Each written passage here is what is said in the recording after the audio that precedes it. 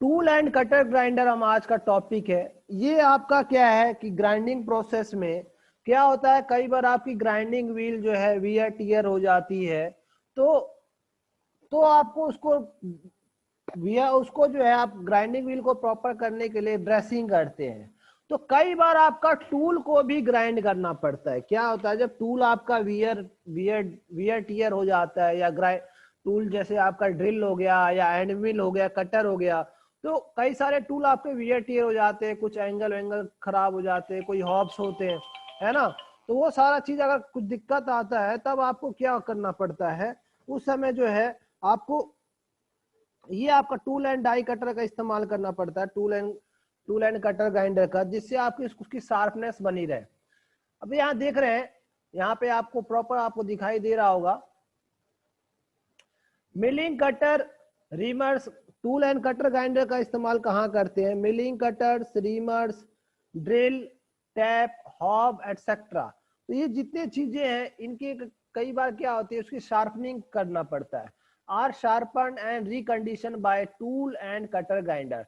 तो milling cutter हो गए, रीमर्स हो गया, ड्रिल हो गया, टैप्स हो गया, और जो भी हॉब्स हैं जो गियर के हॉबिंग करते हैं जिस मटेरियल के, तो उनके टिल्थ जो है वियर टीयर हो जाते हैं, है ना। तो उसको शार्प करने के लिए, उसको रिकंडीशन दोबारा से पहली स्थिति में लाने के लिए एक ग्राइंडर का इस्तेमाल करते हैं जिसका नाम है टूल एंड कटर ग्राइंडर। तो आपके मेनली क्या है, टूल और जो कटर है उसको ग्राइंड करके, उसको रिशार्प करके प्रॉपर रिकंडीशनिंग करना पड़ता है, तभी आपका प्रोसेस कहता है tool and cutter grinder. Next देखिए, cutter grinder can be done on a universal grinder. जो कटर की ग्राइंड करना होता है आपको यूनिवर्सल ग्राइंडर के थ्रू आपको करना होता है, और ऑन लेथ, या तो यूनिवर्सल ग्राइंडर पे कर लीजिए या फिर लेथ पे, बाय यूजिंग सुटेबल अटैचमेंट। तो इसके साथ साथ कुछ एक अटैचमेंट लगाना पड़ता है, तभी आप ये कर पाएंगे। But it is preferable to use specially design machines called tool and cutter grinder. तो बाकी आपके स्पेशल पर्पस के डिजाइन आपको अगर करना हो तो आपको अकॉर्डिंग टू जॉब आपको अलग अलग टूल एंड कटर ग्राइंडर का सिलेक्शन करना पड़ता है। These machines are used for sharpening plain cylindrical cutter, angular cutter, end mill, side mill, form cutter, reamer, circular form tools, saws and variety of other tools.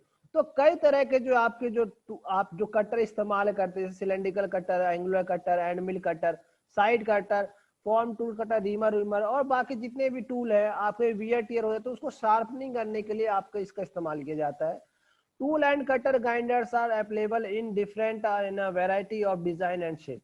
तो tool and cutter grinder इसकी shape and size अलग अलग होती है, according to application इसकी shape और size बदलती रहती है, but all serve the same purpose. तो बाकी सबका काम एक ही है, सबका काम एक ही है, जो क्या काम है, सेम पर्पस है कि टूल को प्रॉपर रिकंडीशन करना है, शार्पन करना है।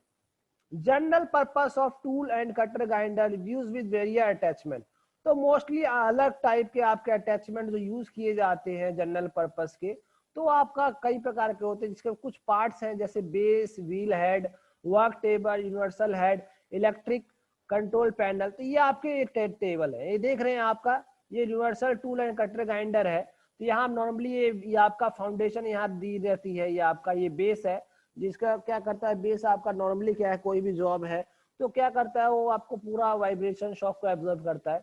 इसके अंदर देख रहे हैं वी बेड है, देख रहे हैं जो बेड जिसका सैडल का जैसे वी थ्रेड है, ये वर्किंग सैडल है, सैडल के ऊपर आपका वर्किंग टेबल है, और टेबल आपका फिक्स किया जाता है, आपका जो टी स्लॉट या अगर लगा हो या कॉलम हेक्सा बोल्ट या नट बोल्ट से इसको क्लैम्प किया जाता है। ये आपका कॉलम है, कॉलम के ऊपर जो है आपका हेड व्हील जो है आपके माउंटेड किया जाता है। एक देख रहे हैं ग्राइंडिंग व्हील है, दूसरा ग्राइंडिंग व्हील, दोनों का शेप अलग अलग होता है। देख रहे हैं ये आपका कॉनिकल टेपर में रहता है, कोई एंगल में रहता है, ये आपका प्लेन ग्राइंडिंग व्हील रहता है। कई बार आपको क्या करता है, कटर कोई नॉर्मल आपको डायमंड ड्रेसर से आपको ड्रेस कर लीजिए, या फिर कोई टूल कटर है उसको करना हो तो आप इससे भी कर सकते हैं। तो बेस वही बता दें, बेस आपका नॉर्मली बाकी जो कॉन्सेप्ट वही सेम चीज है, बेस आपका नॉर्मली कास्ट आयरन का बना होता है, और ये आपका क्या है, आपके जो कॉलम से प्रोटेक्ट होता है, ये आपका सारा चीज कॉलम माउंटेड होता है। व्हील हेड है जिसके अंदर दो बियरिंग आपके बियरिंग से अटैच किया रहता है, यहाँ बियरिंग इसके अंदर लगा रहता है, और दोनों साइड आपके क्या होता है, ग्राइंडिंग व्हील रहता है। एक प्लेन ग्राइंडिंग व्हील रहता है, दूसरी तरफ आप लेफ्ट साइड, ये किधर भी हो सकता है, ये हो सकता है, ये इंटरचेंजेबल है, आप कहीं भी आगे पीछे कहीं भी कर सकते हैं according to job. Wheel head भी आपका प्रॉपर ये आपका टिल्ट 360 डिग्री तक टिल्ट कर सकते हैं। वर्क टेबल आपका नॉर्मली ये टेबल है जो टी स्लॉट लगा हुआ है और आपको ऑटोमेट फीड देने का काम करता है। यूनिवर्सल वर्क हेड है जो आपका इसका डायामीटर जो है 250 mm तक का रहता है। तो इलेक्ट्रिक कंट्रोल पैनल है जिसमें कूलेंट को ऑन करना है, ऑफ करना है, और बाकी और फर्दर एसेसरीज जो है ये इसी का है। तो कई बार ये आपके 10 मार्क्स से पूछ लिया जाता है कि right short notes on right explain universal tool universal grinder. तो इस तरह से आपका बेसिक फंक्शन होता है। मैं एक एनिमेशन वीडियो के थ्रू मैं आपको बताता हूँ कि ये कैसे वर्क करता है। ध्यान दीजिए, ये जो है आज के जो इस वीडियो में आप देख रहे हैं अभी, ये आपका टूल एंड कटर ग्राइंडर है, ये मेनली यूनिवर्सल टाइप का।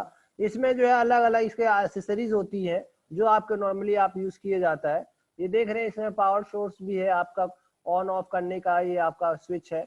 ये आपको इसके थ्रू जो है आप देख रहे हैं properly up and down movement के लिए यहाँ दिया हुआ है। जिस तरह से आपको मूवमेंट देनी है, अप करना है, डाउन करना है, तो इसके हेड को, टूल हेड को आप अप एंड डाउन भी कर सकते हैं। तो ये सारे मूवमेंट अटैचमेंट, ये सेमी ऑटोमेटिक टूल है, सेमी ऑटोमेटिक ये यूनिवर्सल टूल कटर है। यहाँ देख रहे हैं इसे हैंड के थ्रू भी आप जो है, या कोई भी ड्रिल है, ड्रिल का अगर लिप एंगल या क्लियरेंस, ये जो है इंक्लिनेशन एंगल, हेलिक्स एंगल अगर खराब हो गया तो चेंज कर सकते हैं। लेकिन यहाँ पे आपका एंड मिल है, तो एंड मिल को आपने यहाँ पे क्लैम कर दिया है इसके अंदर। साथ में आपको इसको कोई भी आपको और तो कोई इसको जो है अपने अकॉर्डिंग जो है, अकॉर्डिंग टू इसका अगर एज खराब हो गया तो इसको कैसे सही करेंगे। तो ये सारा क्या है, सारा जो है ये आपका ये अटैचमेंट दिया हुआ है। तो इसके अटैचमेंट के थ्रू जो है हम इसको जो है ऑन ऑफ कर देते हैं। यहाँ पे प्रॉपरली इसको आगे पीछे देख रहे हैं, ये अलग अलग सारे अटैचमेंट है। हर मशीन का अपना अलग अलग अटैचमेंट है, ये वेरी करता रहता है अकॉर्डिंग टू कंपनी।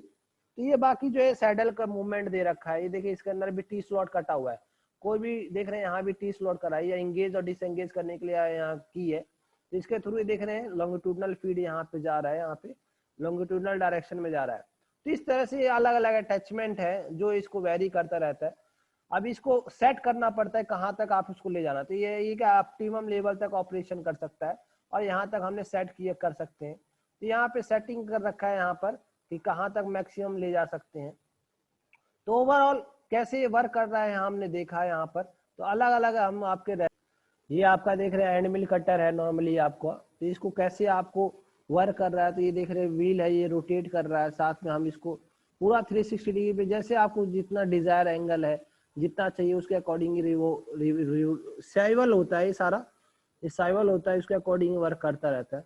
और साथ में इसका जो है ये इस तरह से जो इसके एजिज है प्रॉपरली आप क्लीन रिशार्प रिकंडीशन कर सकते हैं।